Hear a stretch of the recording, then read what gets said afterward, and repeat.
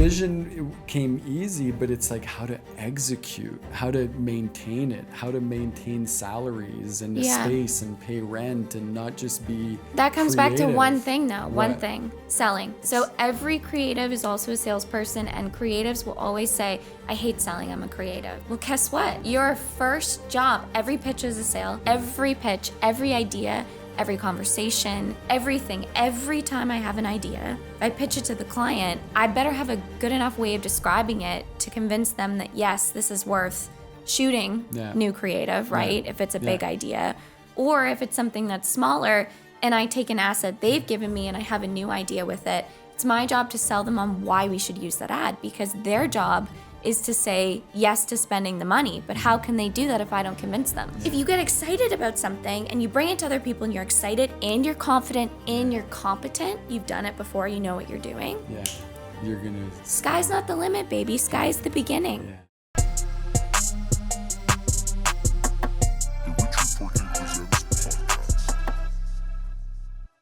Ladies and gentlemen, welcome to Richard Fortin Presents right here in Sweet 16 Studio. It is an honor for me today to have Kelsey Cole in the house. This is marketing on the next level, folks. It's going to be an exciting show because we are talking about magic and the future. Oh, yeah. And the machines. All of it. You have like the best company name. Oh, thank you. That's shout out to my girl, Jamie Craig, who rebranded us. Shout out to our clients, first of all, that like nicknamed us MVM because it was a longer name. Okay. And then originally it was called Multivitamin Media, and we got named by a race car driver for some like tech thing we were doing. They needed a logo, and the race car driver just kind of came up with it. And the whole idea was we were like a one-stop pop. Like you get all of your multivitamins in one pill. We were kind of that sort of solution when we started 10 years ago.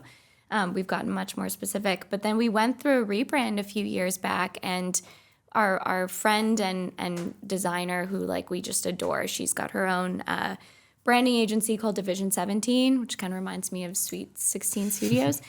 She's super talented, and she was like, you know, I feel like MVM should stand for something. It should it sounds like such an iconic name, but what does that mean? And she came up with this magic versus machine, and people often will think it's like, you know, Angelo, who's my husband and business partner, versus me, but it's actually not at all. It's about, first of all, it's not like one of us is magic and one's the machine, but it's about how there's like beauty in dichotomy and how you can't have a harmony without two different notes. Mm-hmm. And so there's like the magic of things you don't understand, right? The experiences in life, the way that we feel when we have a dinner party with our spouses, the like magic of conversation, of love, of connection, which is a big part of marketing. And then the machine, which is AI and algorithms. And when we started our company, we started doing AI marketing work like literally in 2014. So it was always a really big part of the identity. And even before, you know, it's taken off in the last few years, it's been something that we've been really harping on publicly for about 8 years, and then leveraging in our business and our agency to the extreme.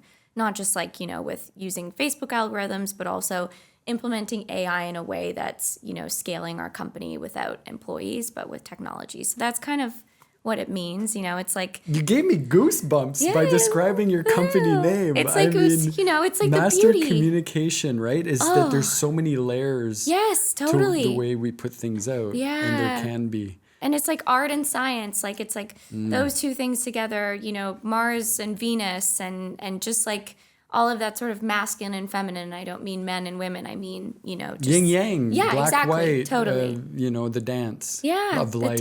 the dance, especially of creativity. Is it technological, or is it like human? Is it human intelligence, HI, or AI, artificial intelligence? And we think it's a marriage of both. The two. Yeah. Beautiful. You're a master communicator. I mean, I've spent a little bit of time on your website and on your LinkedIn, and I was looking at everything. I'm like, wow, where do you start with the questions here? Because there's just so much there. There's a lot to take in. There's a lot to take in. You guys have done a lot of stuff in the last almost 10 years. 10 years as a company independently, but you were working for big brands before that. Can you give me like the story? How did Kelsey Cole end up being the entity she is out there on the internet today? Well, I feel like I was super lucky as a child. I was always really creative and very academic. And so my parents really pushed me in the direction of marketing. And I don't mean in like a, this is what you have to do. It They was encouraged. it was nurtured. extremely obvious from an early age. Like people would say to me when I was a child, you should be in advertising. Because I always had like a real passion for words and for visuals and for making things. But also the business side of it, I had pursued a lot of like, as a kid, musical theater, dance, all kinds of different musical instruments, singing, performing, public speaking. And I thought for sure I wanted to be on Broadway. And my parents sat me down, when I wanted to go to ballet school in the 4th grade. And I was 10 and they were like, you have to make a choice. Do you want to be a starving artist or do you want to continue having the life that you have? And I was like, what is a starving artist? I didn't understand because my parents, they paid for me to go to dance school. I didn't know what that was going to be like. And you're forced at that age to make a decision. Are you going to choose dance over academics and like change your whole school schedule and change your future forever at the age of 10? And ultimately I was like, I don't think that that's what future me is going to want. I think I could merge these worlds together. But they let you have that choice? They actually presented it to you like that? We had like a family meeting. I was very advanced for my age always, and I really thought this is what I wanted to do. And they were just like, we totally support that, but it means that you will not have the comforts of life that you get from your dad being a businessman. My dad was a stockbroker, so... I kind of grew up understanding servicing clients, like just that whole world of making money and kind of making bets on the future. Yeah. I think that was something that I always took from him, and I loved dealing with his clients. Like at the age of 5, they would teach me how to speak to clients and really dress me up and, take me by the office if there was somebody important that was in town visiting so they could kind of like, do that whole song and dance. And I very early on understood the relationship between keeping clients happy and making money, if you know what I mean. Yeah. So that was something that was very, it was an impressionable moment, I would say, at the age of 10 to make that decision. But I'm so glad that they had the foresight to say that to me, because it would have just destroyed, my career path had I gone to ballet school. So glad I didn't. And you ended up studying in France along the way? I did, yeah. It was amazing. My parents, they always said you should learn to speak another language and left it open for my sister and I. But when I decided, early on, I was like, I want to be in this world of marketing and advertising. I don't think I knew the word marketing. I just knew advertising. And I knew I wanted to be in beauty and fashion because it really lit me up. And as a little girl, when you're a dancer, you're in musical theater, you have to use makeup early on for the stage and the camera and all of that stuff. So I had learned, how to accentuate my features as a little girl and kind of become somebody else on stage. And I thought that was really cool. I was bullied really badly, as I know a lot of creatives are, so it's not like that's unusual. But it almost felt like putting a mask on for me. And so going on stage, I could become somebody else, and I could just sort of have this like confidence that I feel very much, business is very similar. Putting on a suit jacket, putting your face of makeup on, going into a boardroom is no different than walking on stage. But yeah, it just was something that I really fell in love with early on. And I think it was like almost a little bit fated that I would wind up in this direction, especially with entertainment kind of fusing together with marketing and having that world of like wanting to entertain people and capture their attention, but also sell them things. It just kind of merged really well. So beauty, France. The academics, France. Yes, So I picked France because that's where L'Oreal is headquartered. And I knew when I was a teenager, I like had sort of a more intense plan in mind of the direction I wanted to go in. And it was either journalism or communications or something along those lines, which I wound up fusing. I like absolutely had my sights set on getting a co-op with L'Oreal, and I did everything to sort of make that happen, even though, I don't think that someone from a small town in Canada usually gets shots like that, but I was just absolutely determined. Ignorance is bliss, and I didn't know what I didn't know. Yeah. And so I just kind of pushed through and wound up doing a co-op with them that was part of my education for 16 months. Beautiful. So at the age of 20, I worked at L'Oreal Canada headquarters, and I got to work on like global launches and work with international teams and big advertising budgets and work in both French and English because it was in Montreal. Mm-hmm. So it was amazing. So you lived in Montreal? Yeah, I did. I was there for a year and a half when I was 20. So it was like the height of That's a fun time to be in Montreal. Yeah, and it was like, the like very materialistic 2000s. It was 2009 going into 2010. So it was a great time to be, with all of these gay guys going shopping and going out, for dinner and to these like beautiful nights of dancing. And it was the whole kind of dream. I rode a bike to work. I had one of those like adorable walk-ups that looked like a Sex and the City apartment. Like my life was just incredible looking, yes, for sure. But L'Oreal is, I would say, it's a very interesting place to work because you can only imagine what it's like when there's a whole bunch of superstars in one place. It's like a supernova, which sounds beautiful, but it's like quite explosive. So there's a lot of big personalities, a lot of people that are kind of competing for the spotlight. And even when you are in a division, so there's luxury, active, CPG, which is the consumer goods division, and then professional, you're competing within the division, and then each of the divisions are competing with each other. And there's like, 40-something brands there now. There were 38 at the time I worked there. So it's like, it's all a big kind of show of the most talented people in marketing. Mm-hmm. And they're all kind of against each other all the time. And budgets can get moved around. So if one team is doing better, you can actually like lose budget to them. And so it was a very interesting place for like a small town girl to be thrown in. Probably very competitive. Extremely competitive. And I am a competitive person, but I was unaware of the nuances of like business and the sort of like wolves in sheep's clothing, or actually I was talking about this with my husband recently, that the most dangerous ones are actually not the wolves in sheep's clothing because they're quite obvious, but it's the foxes, because the fox is a wolf that brings you flowers, and the beauty and fashion industry is full of people like that. Yeah, it's very shiny and glamorous. It's all the things you think it would be and more. Yeah. And so it attracts a lot of, people of that kind of nature. That are attracted to that. Yeah. Well, we're all attracted to that. We're all attracted to that, for sure. For sure. I think we are. And then you start to see though what the sort of like glossy images that they put out there versus what the reality is on the inside, and kind of how you get to that beautiful glossy image. Yeah. And there are obviously like trade secrets and things that I don't openly share, that I'm happy to like have a glass of Prosecco at a dinner party and tell you some crazy things. But I still maintain so much adoration for all of those companies and that entire sort of parent company and just the experience I got there. So even though it wasn't the place for me to wind up, I've continued relationships with people that work there. I've wound up in a boardroom with them, a decade after my time there, explaining blockchain and cryptocurrency. And my journey kind of took a little bit of a strange route, but they've always remained a huge part of my life and experience, for sure. So you basically started at the biggest brand in like fashion, and makeup, and it was incredible. It was incredible, and they gave me so much autonomy. Like, you would be shocked what a 20-year-old was allowed to do at L'Oreal. It was incredible. With the talent.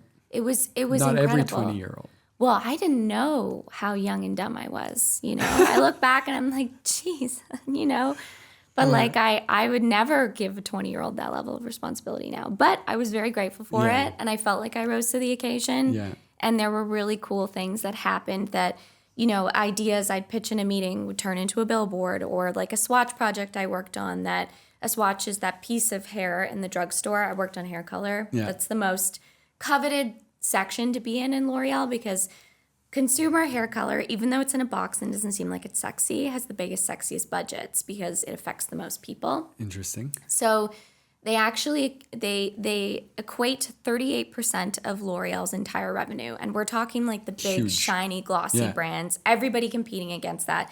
Hair color, consumer packaged good hair color is 38%. So huge. They're just like total cash cow. Yep, they make it in Montreal. There's some boxes that like literally have not changed in 20 years. I got to design boxes, work with hair models, that whole thing. It was incredible. And then you have these swatches where people see like the fake hair. It's almost like Barbie hair. Yeah.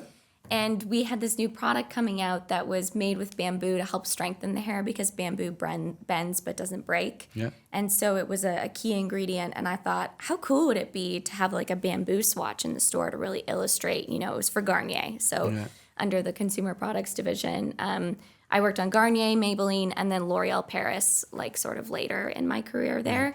But I did this swatch with bamboo, and I remember they were so annoyed with me because it was a Friday afternoon, and I go down to the dollar store, and I was like, I just need to try to make this myself, because I think if I want the swatch company to understand, then I'm going to have to show them an example, and I'm a very what's the word when you're just very hands-on? Very tactile person. I like to just get in there. And you want to get in there. You want to do it totally. Too, right? And I got in so much trouble from my manager because he was like, what are you doing? You're making a big mess at your desk and you got a hot glue gun and whatever. And I was like, but it's a vision. You don't understand my vision. Yeah. And when I gave it to the swatch company, they were like, this is the best brief we've ever gotten. And I was like, okay, so maybe I'm not crazy, showing somebody I'm creative. There's that word again. Yeah, but I'm not good enough to make the creative. You look at what I do and you're like, good try, kid. Don't quit your day job. But the idea is there. Right. And so we wound up making them. They went in store, over 3,000 stores across Canada. So I could go to any Shoppers Drug Mart and be like, look, Mom, there's my swatch that I made at my desk on a Friday afternoon. And it was very empowering, That's very cool. I'm sidetracking a little bit from your journey, but I'm interested in creativity so much these days. I'm actually reading a book by a meditator called Osho. I'm sure you've heard of him, but he has a book, Creativity, that I'm in right now. It talks about bamboo. Oh, yeah. And opening the channel and just letting it. So you work with creative people. What do you see in them? What have you seen and in you? And I know your husband a little bit, who is your partner, who's an extremely creative person in everything he does. Creative genius. And people don't see that often because he's so data-oriented too. But he's got both sides. Yeah, he's a very unique. I've never met anyone with such strong usage of both sides of their brain. It's obviously. Well, it's love him, but it's you have to hold on, but you also have to let go. Yes, which is very difficult. And I think. Because you tend to do one more than the other, maybe, so. Totally. I think it's also having people that support you. I consider myself a great sort of, person to have in your corner if you are only creative brained. Because I would also say that I've got both sides, but I would say I'm 75% creative brain, 25%, on the other side. But the 25% is quite lethal when you pair it with the 75%, because I can still think and understand, business people, boardroom scenarios. I can read the room. I can deal with numbers, all of those things. A lot of my creative friends, they can't, they won't, they don't want to, they can't land it. They don't want to. I call it the landing. They don't want to land it. It's not even that they can't, it's that they just don't want to. And that's what keeps them pure and good at doing what they do. And I would consider myself a translator between those two worlds. I very much am a person who can speak to both parties and sort of be that mediator in between, which I'm trying to do more of. I shied away for a while of really digging into production because I wanted to understand it better. We're big, both of us, Angelo and I, are big into honing our craft. We spend hours and hours every week just with education, trying new things, playing with new tools, always. We never miss a week of education. And I think I needed to understand it. And I know you can relate to this, having the company that you have. I really wanted to understand how they do what they do so I could better understand how to work with them. And I feel like I've got that on both sides now. Yeah. Been in the brand side, so I've worked with the advertising agencies. I've been the agency. I've been the creative that's getting hired by the agency. Yeah. So I've kind of done all of those things. And my sweet spot is that Venn diagram right in the middle, know? Yeah. Wow. So in terms of where you're at right now, the sweet spot for the future, imagine somebody is like Adam, early 20s, creative, smart, technical, wants to be in video production, post-production, doing these kinds of things because we understand that's the art of our age, communication. what would you say the future looks like? Where does AI fit in all this? Like, let's open the box of the future from your perspective. And now I'm really sidetracking and I've forgotten about your whole journey. But oh no, we can you understand. skip. Let's just skip and jump around here. But really, as somebody who's a master of communication, and I want to get to public speaking after, but I'm thinking of all these things I need to ask you about. As a master of communication in the digital space, which you really do. Like, I know you were working with Coca-Cola recently. I mean, the names, just go look at the LinkedIn or the website and you'll see some of the brands the company's been working with. It's super impressive. Which is cool, and it's Coca-Cola Global. I will give myself that shout out for a second. We're not talking Coca-Cola Canada. We're talking like headquarters. Atlanta, HQ, global team, the only Canadian, one of 10 artists in the world. Very proud of myself for that one. I will say that's like gotta give myself a hug, because when that opportunity came about, I was actually really sick at that time, and I pushed through it to get there. And then they invited me to do their Christmas campaign, which was quite literally, I've created over 800 pieces of creative for Coca-Cola since last year, since working with them. The Christmas creative was over 400 pieces, and I had not very long to deliver that, and they were put on billboards all over the world and also used in their PR campaign around Christmas. So I got to work on Santa, which they invented, that idea. Course. Polar bears, which is very... it's iconic. It's a global iconic number one in every way. And I just saw something recently. Maybe you shared it. Like, Coca-Cola sold 25 drinks the first year. 125 bottles of Coke the very first year. And the idea behind Coke that's so brilliant is that Coke really is an idea. Coke is, they don't sell the product. The product is actually sold country to country. So Canada sells the product. Okay. Coca-Cola HQ sells the syrup. Yeah. Canada bottles it. Coca-Cola Bottling Company Canada bottles it, licenses it from Coca-Cola Global. Interesting. Then they sell it. So they figured out, instead of shipping these glass bottles all over the world, or these cans or whatever, we're going to let each country do it themselves, and the recipe can change a little from country to country, but pretty much is consistent all over. But what they really sell, what the company focuses on, is marketing. That's their MO. And didn't I hear distribution too, or is that a local thing? Like, aren't they the master distributors? Like, that's, you can localized, get Coke anywhere. Yes, everywhere. So they've got. So how'd they pull that one off? A long time. A long time. But the first year. But again, it's this left brain, right brain. Yeah. It's where it's coming back to this idea that you can't. Totally. You can't have the success in the creative and in the marketing and inventing Santa Claus and in everything Coke does as a brand. Yeah. That we see the glitzy part of it, but also they know how to get it to the end consumer. Yeah. Well, they've got that secret sauce. And I think that's the real key. That's the answer to the question you asked earlier about what should a creative do in this age? Yes. Is find your secret sauce. Like, what's your Coca-Cola formula? What's your secret recipe? Because it's not for you to replicate yourself and bottle yourself up for all of these people. Once you've got the secret sauce, then you should be able to sell the secret sauce. The idea. Yeah. So that's the key to creativity. If you're always trading your time for money, then you're never actually, I think, accomplishing the goal of truly being a creative, because a creative is only ever liberated by time, because time is the only thing that we can use to create. We can't actually use money to create something. You can have all the money in the world, but if you have no time, you can't create it. This is a big idea for an entrepreneur like me. It's easy to say, but to do, to actualize. Well, like to it's carve so it funny out. You would say that, because I look at you and I think that you're quite brilliant at that. Like, I look at what you've created here in our particular area, and to me, I hear RFP. Not only is it brilliant because, like, RFP for anyone in business, request for proposal, it's like what you see in marketing that you have to respond to. So it's, first of all, genius, obviously. It's a big play on words. It's a beautiful play on words. It means nothing. It means everything, though, at the same time. Nothing but everything. That's so Buddhist or spiritual in some way that I love. Yes, but you have this, like, this whole vibe that you've created, that you are. And everywhere you go, you take that with you, and people talk about that. So when I got here, it was like, you have to know Richard. He's the guy. He knows everything that's going on. He's connected to everybody. He's got the coolest studio. He's got the co-working space. Like, you're the big ideas guy that connects people here.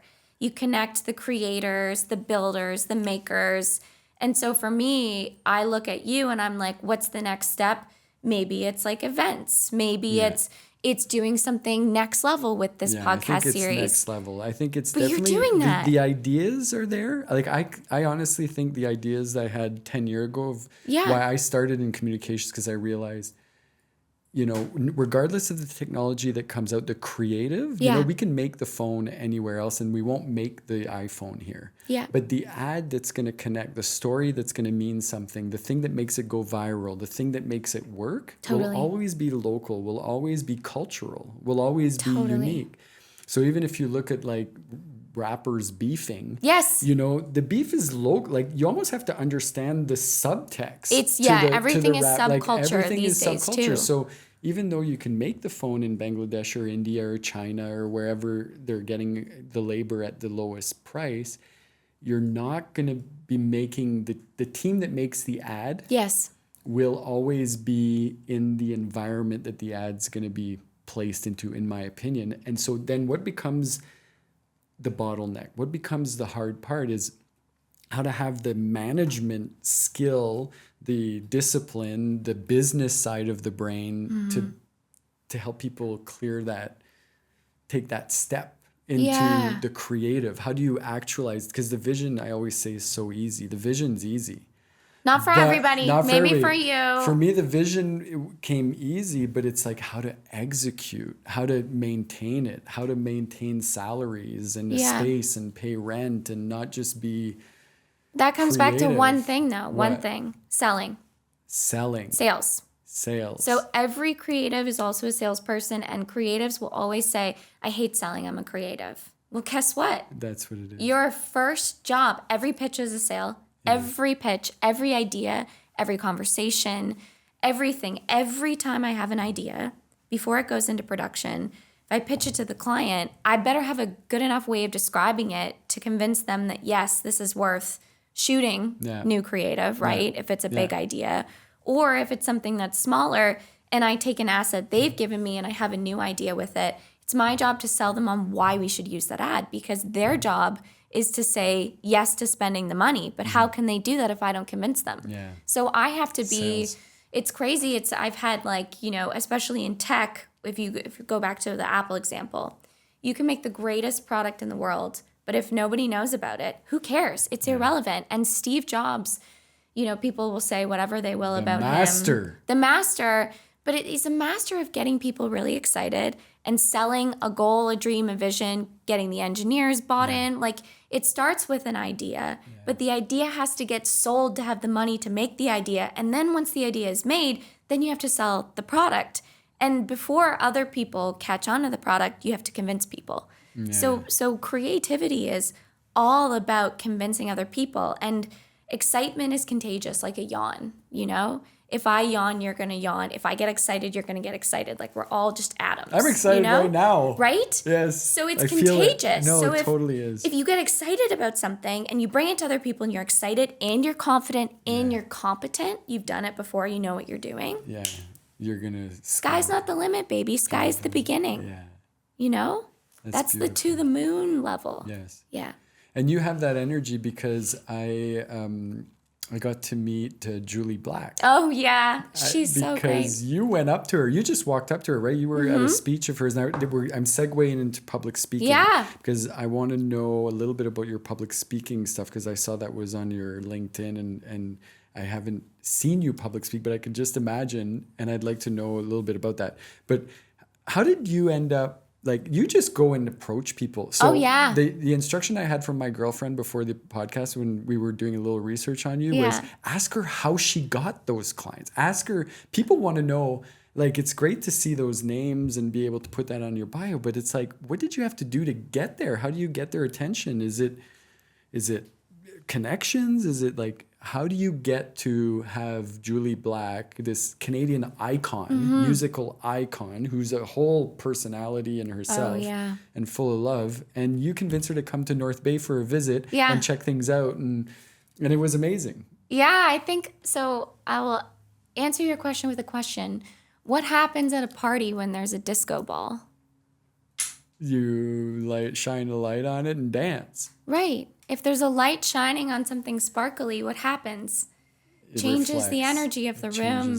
It shines on you. It gets you excited. It makes you feel things. It's like sensory. I feel like I am a human disco ball. Okay. And if I have the opportunity, whether it's something I'm really passionate about or something that, well, I'm going to say it is only ever when I'm really passionate about, can I have that spotlight? Because for me, I just am who I am. And this used to get me in trouble in boardrooms. I remember they used to say to me at L'Oreal, Coley, you'd be really great on TV, but you got to tone it down in the boardroom. Those eyes just bug right out. You need a poker face. And my intensity of reactions is it's all of me. Yeah. It's very, you're there. You can feel it. Yeah. And so when I go somewhere and I'm feeling a certain way, if I've got passion shining on it, it just sparkles. Yeah. And I think that is something I've always noticed in my life. It's a certain energy. When I don't have the energy, nobody will notice me. I can just be like a little mouse kind of in the corner of the room. You have to choose. You probably have to choose your moments. I do have to choose my moments because you can't shine the spotlight all the time. Somebody will get burned. You will burn out, quite literally. Yeah. You have to sort of choose your moments, and people aren't always in the mood to dance. Yeah. A disco ball is not appropriate for every situation, even though I would consider myself a human disco ball. Yeah. It's not always right. But there are times when you can just feel the vibe. Just like at a party, if you're hosting and it's kind of shifting and changing and you want to take the music from a dinner lounge music to we're having some after dinner drinks and people are kind of dancing. It's it's a vibe thing. And in that particular scenario, I showed up quite honestly to support a girlfriend of mine who, shout out to Sarah Kunar, who is a phenomenal entrepreneur. I've been so proud to watch her grow. She started her agency shortly after me. I want to say maybe 2 years later or something. It's called Platform Media. Okay.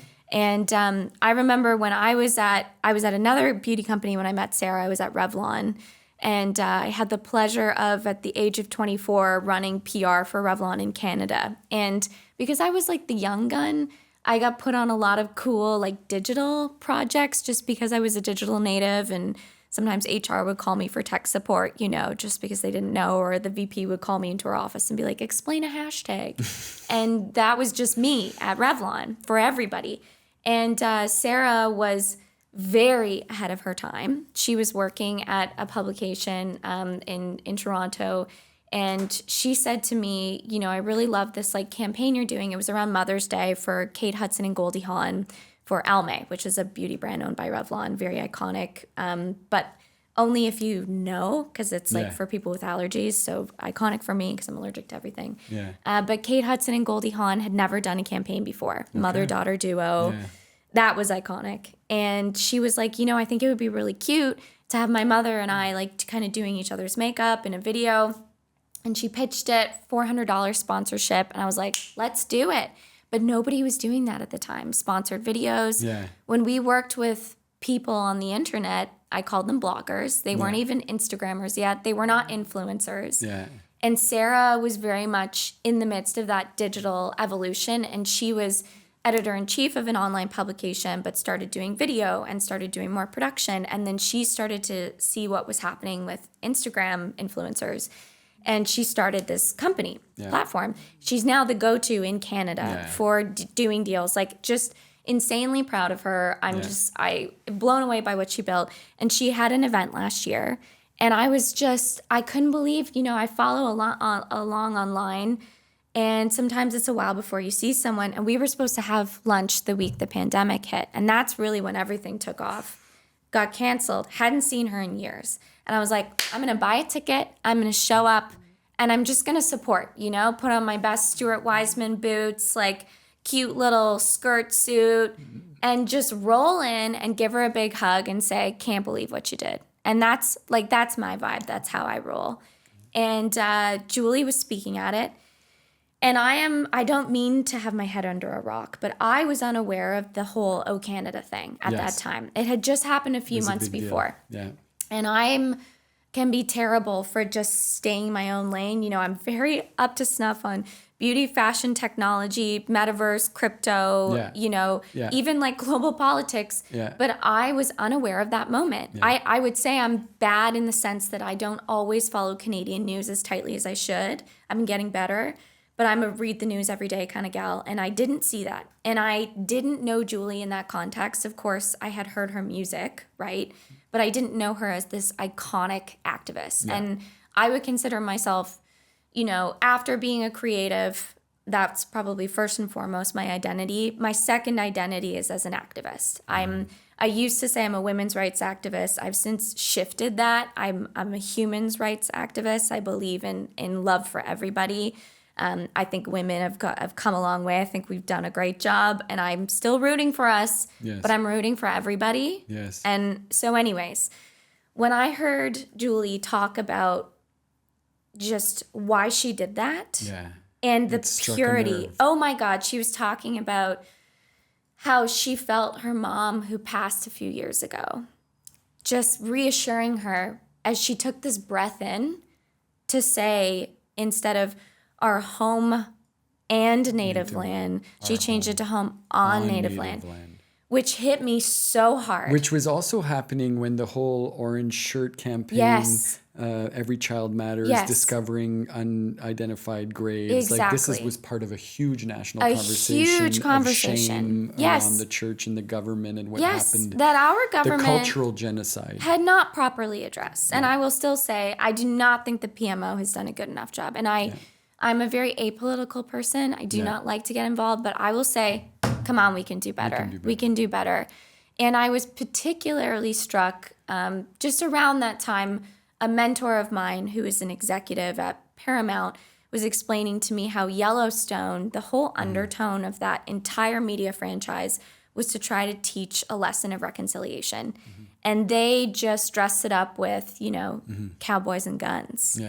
And so it had been on my mind. And so I heard her speak about that. And then, of course, being in this area, I think that we have a long way to go, obviously, but I think we do it better than a lot of spots in Canada. I think especially in North Bay, but in Northern Ontario, I like to think we're doing a better job. And I think I probably need more education. And I'm sure there's a lot of people who tell me I know we have a really long way to go. I know we don't have water in some communities. I know we don't have enough support. But the fact that she took that moment on a global stage also, this was in the US that she did this. She put everything on the line. She risked her whole career. I was like, that's my kind of girl. And that's worked. My kind of girl. Good. We needed that. And everybody, I was so happy when she did that. Oh my God. Personally. But she, you know, she then had like JT picking a fight with her and people squawking in the media. And she stood tall. And the way she postures herself, not just physically, but in her whole being. I just was like, these are the kind of women I want to help lift up, because I've been very blessed in my last 10 years to meet some incredible people, being a human disco ball, attracting a lot of fun, a lot of crazies too, but a lot of great people. And I've built and maintained some beautiful friendships and relationships with some people in very high places.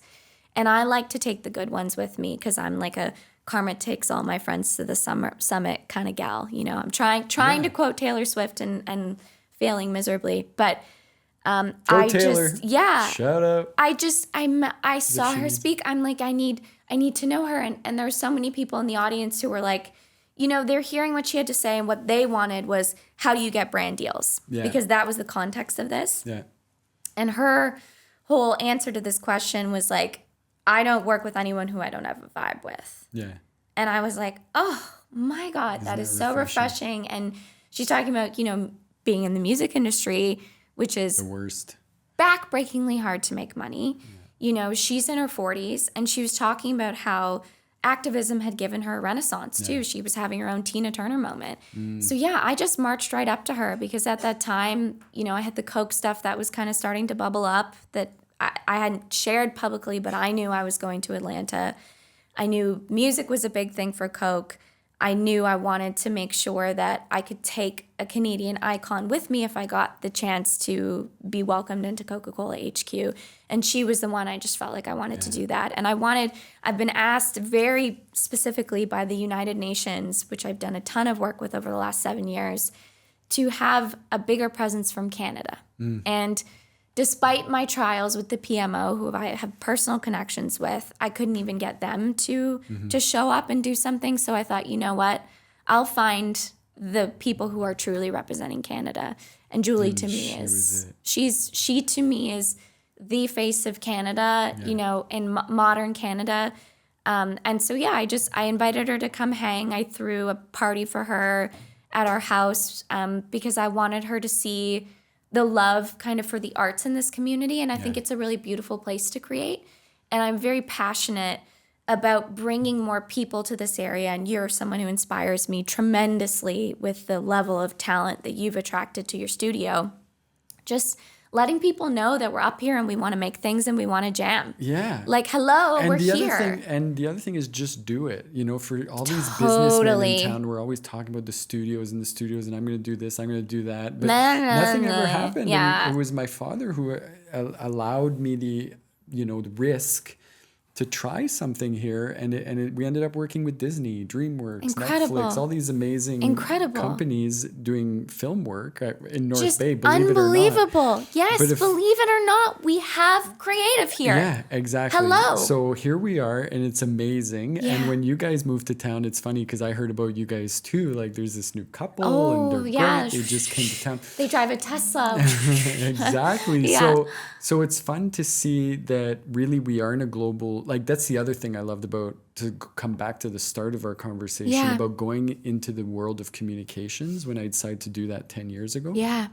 It was just like, it's a global game. Oh, baby. There's no more borders. It really is not about where you live anymore. We're so borderless. It's really how crazy. you think. It's crazy. And it's who you're with and how you engage, So you can do anything from anywhere, but you still need sometimes a place to jam. You still need a place to kind of make it happen. Yeah. And so the risk of investing and dreaming big and doing something, has paid off in some ways, but it's also, it's not easy. It's a vibe check game. It's not easy. And the thing about vibe checks, and this is, if you work in creative, you can't create if the vibe's not right. It's a huge thing. Yeah. You have to go and experience it. Yeah. You can have people that sell it to you and they can tell you, oh, it's great, whatever. Fine. You can see it on Instagram. But until you go and you feel the vibrations of the area, you don't know if you can make something there until you feel it. Yeah. So I wanted her to feel it. And I wanted her to know also about the resources. Like, hello, NOHFC, we have $100 million a year in Northern Ontario to give away to innovation, technology, creativity. Jobs of the future. Jobs of the future. It is mandated to give that money away. If we don't give it away, we're going to lose it. Yeah. Use it or lose it. Yeah. And so I was like, you're down there in Southern Ontario. You can be here. She said, this was her tagline for North Bay. Leave at breakfast, be there for lunch. Yeah. It's just a little drive up, and then your whole nervous system goes,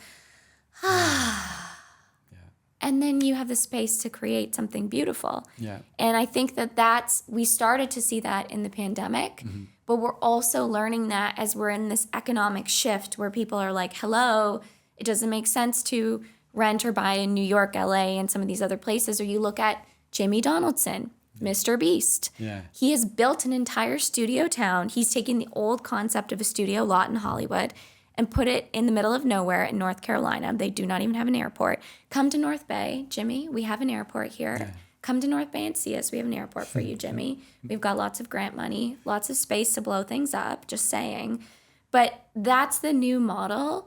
And I think also big brands and Hollywood, and I will put the music industry in this category as well, is seeing that the most creative people are coming out of these places. And I was reading about Chappelle, is her name Chappelle Ronan? Okay. She's just like this blazing star who's like cut across the night sky in the last year. She said she's not even going to do interviews anymore because she's getting too popular too fast. And her last album was called The Rise and Fall of a Midwest Princess. So she's from like middle of nowhere, Missouri, where they had the first Bass Pro Shop. And this girl was signed, had a, bedroom indie song, very Billie Eilish kind of sounding, signed by some big record label, went to LA, tried to make it, dropped by the record label, had to move home, live in mom and dad's house, working at a coffee shop during COVID, going, what's going on with my life? But was this blazing, music theater kid from Missouri, like this Midwest, like over the top pageant queen looking human being who could just have as much vibe at like, the Missouri Goodwill as some cool vintage store in Silver Lake, Hollywood. So she makes this record, somehow gets connected to Olivia Rodrigo's producer, and this is the importance of creative collaborations to level up for sure, and made this like banger of a pop album, and it's just absolutely exploding. But the whole aesthetic of the album is like this Midwest drag queen vibe, like very campy, very DIY. Like the music video that blew up could have been filmed here in North Bay. She's at a mini putt course in a dress that's from like 2003 that she got for $3 at some, bargain sale.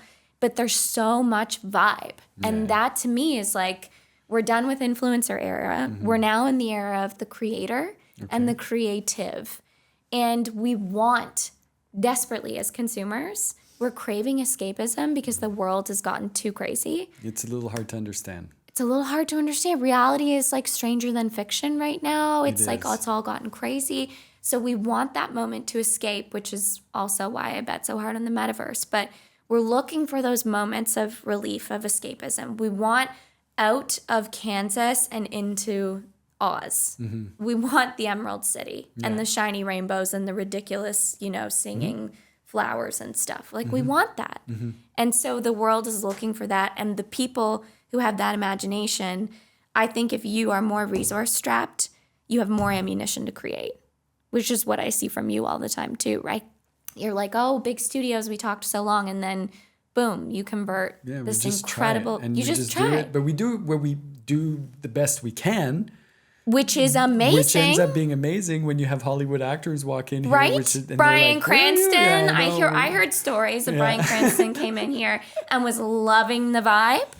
And he's a vibey guy. Yeah. It's really interesting to see these people come in and they walk in and they go, wow, this is as good as LA or New York. Exactly. And then the kid from Disney who did this amazing Declan Wallen, he was amazing. Name. His dad came in and he said, I'm going to bring you, if the lake gets renewed, I'm going to bring you Disney next year. This place is unbelievable. You should be charging more. Totally. And then he did. Totally. And it was like such oh my God, life has a funny way of working. And of course, if I would have done this in Toronto or Montreal or Vancouver, you have so much competition. You wouldn't get that. I mean, there's no chance. So somehow you also have to go countercurrent. You absolutely do. That's the balance, right? It's like knowing when to go in the current and flow and make things happen, and knowing when to go countercurrent and just not give. It's even more than that, Richard. It's like countercurrent is, salmon swimming upstream, but like we are, Chinese fighting fish, man. Like we live in these disgusting little puddles, staring up at the stars, going, can I just wiggle my body enough to flip to the next puddle until I get to the lake? Yeah.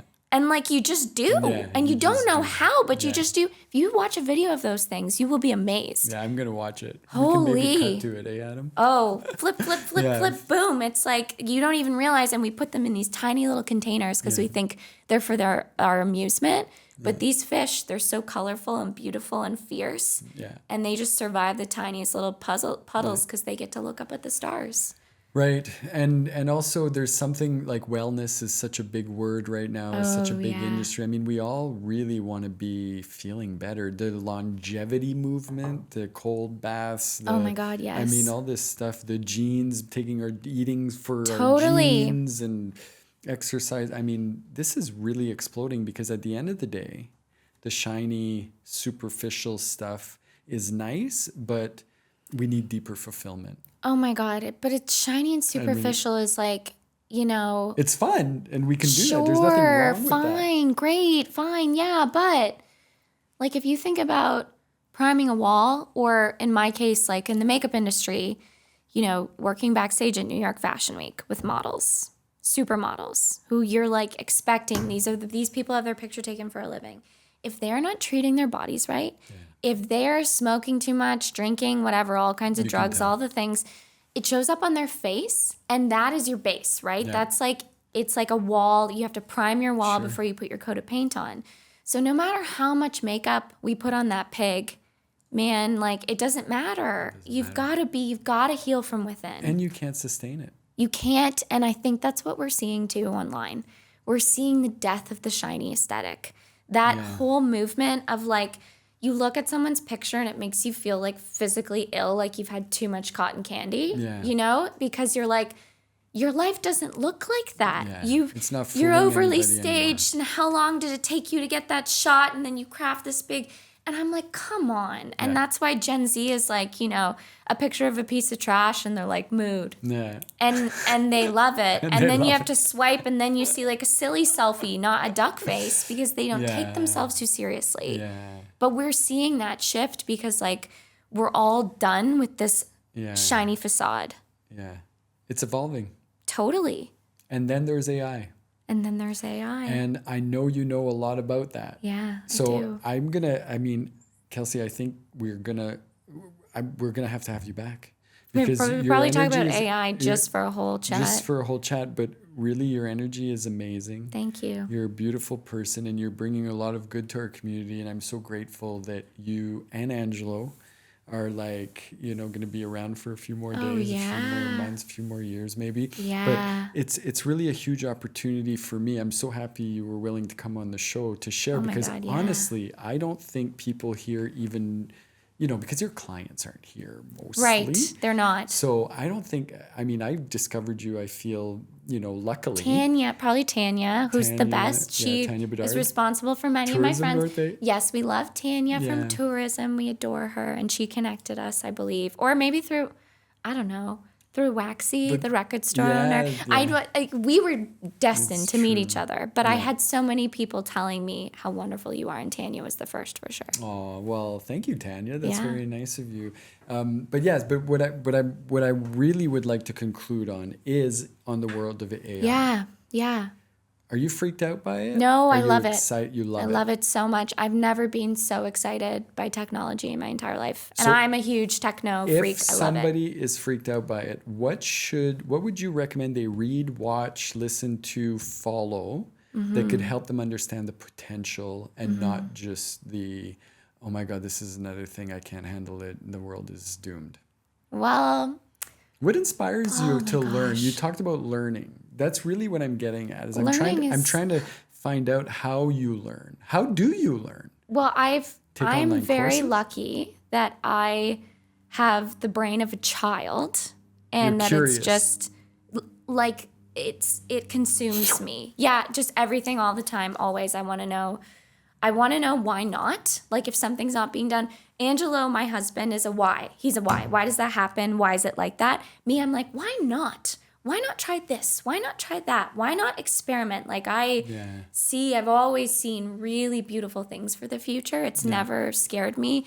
And I was introduced to futurism as a formal theoretical concept and a way of being by a gentleman 10 years ago who reached out to me online. And he was a part of a global think tank of futurists. And it's always like random, you know, when someone reaches out on LinkedIn, especially if it's like, no offense, but like an old white guy, and you're like, what's the intention here? And this gentleman, God, light of heaven to him because he passed away. His son was kind enough to let me know, but he introduced me to this world of futurism and the idea of thinking about the future and preparing for it and helping to shift not just society, but really pop culture. Yeah. Because I consider myself an engineer of pop culture. I would, my husband's the true, engineer in the family, but I very much am a creator of magical moments that shift and change people's way of thinking. I like to say that,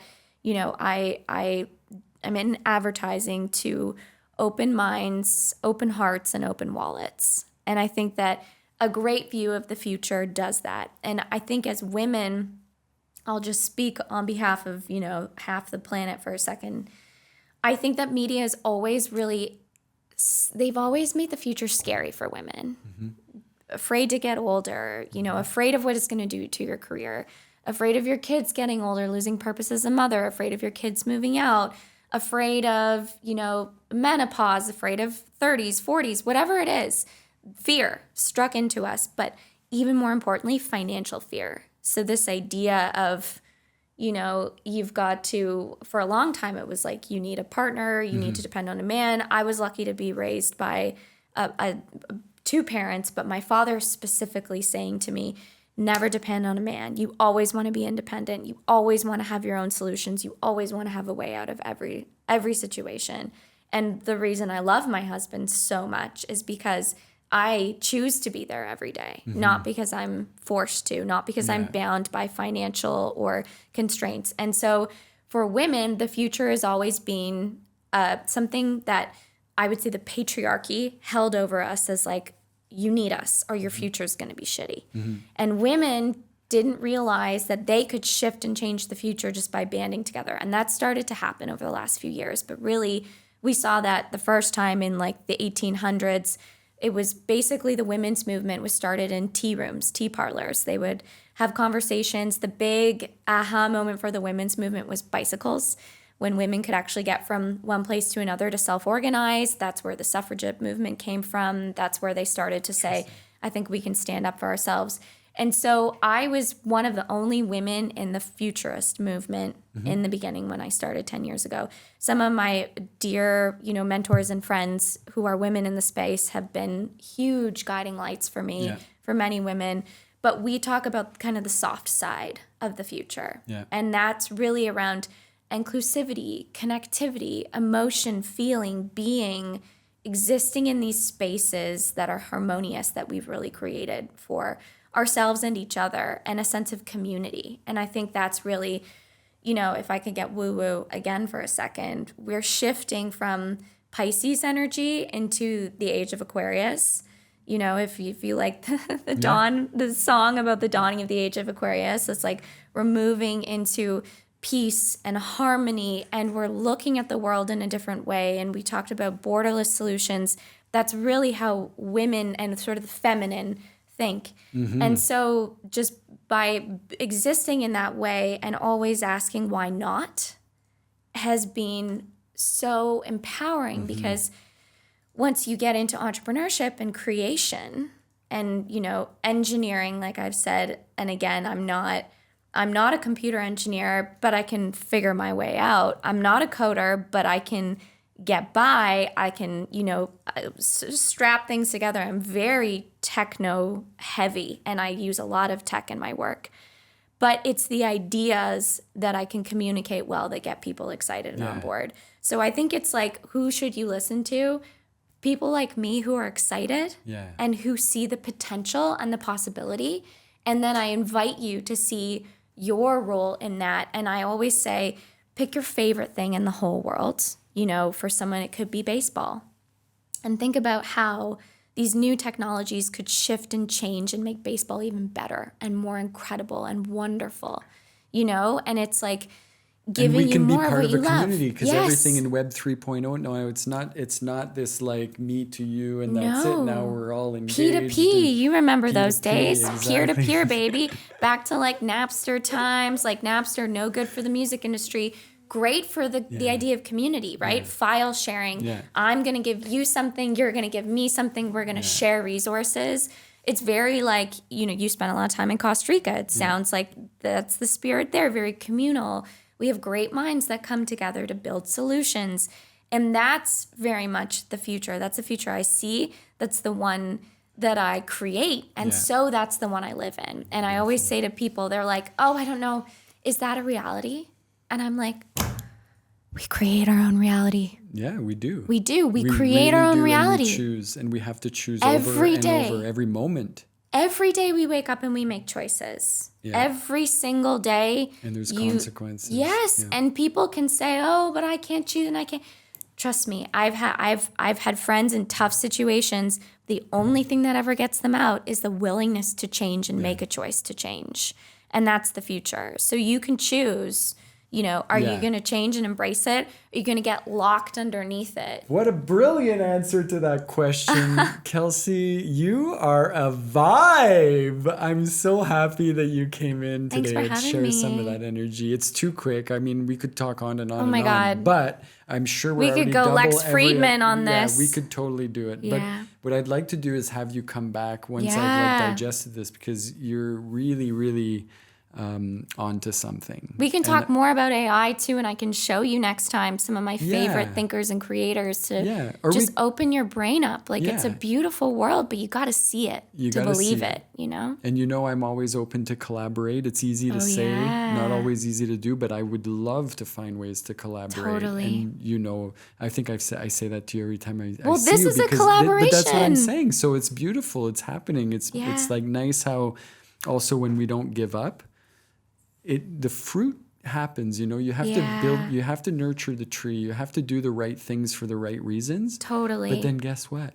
That fruit tree gives back. Oh yeah, baby. Sometimes the timeline ecosystem. and sometimes the timeline isn't what we imagine, because like I said, for me, the ideas are easy, so I think they should happen, but they don't. I'm going to send you a podcast for that. I'm telling you. And I'll just quick? No, it's not about quick. It's not about quick at all.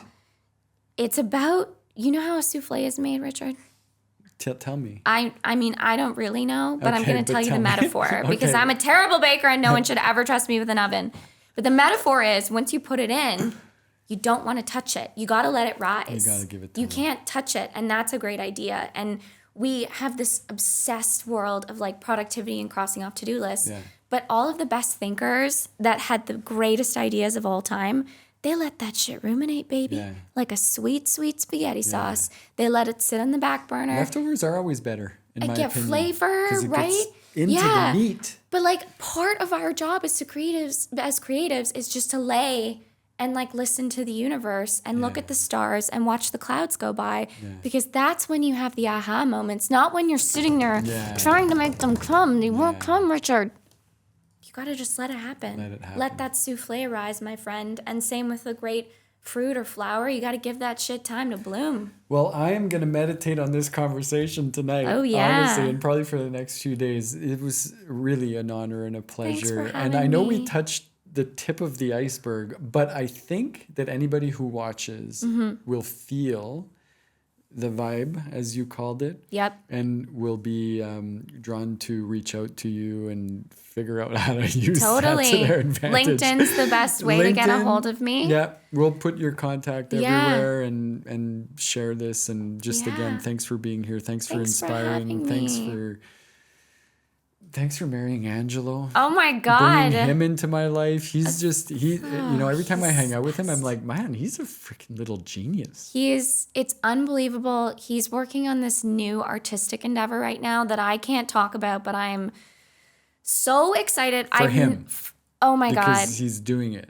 He's doing it. And I'm so proud of him. Good. Angelo, we're proud of you. We're proud of you. We're proud of you, babe. You got this.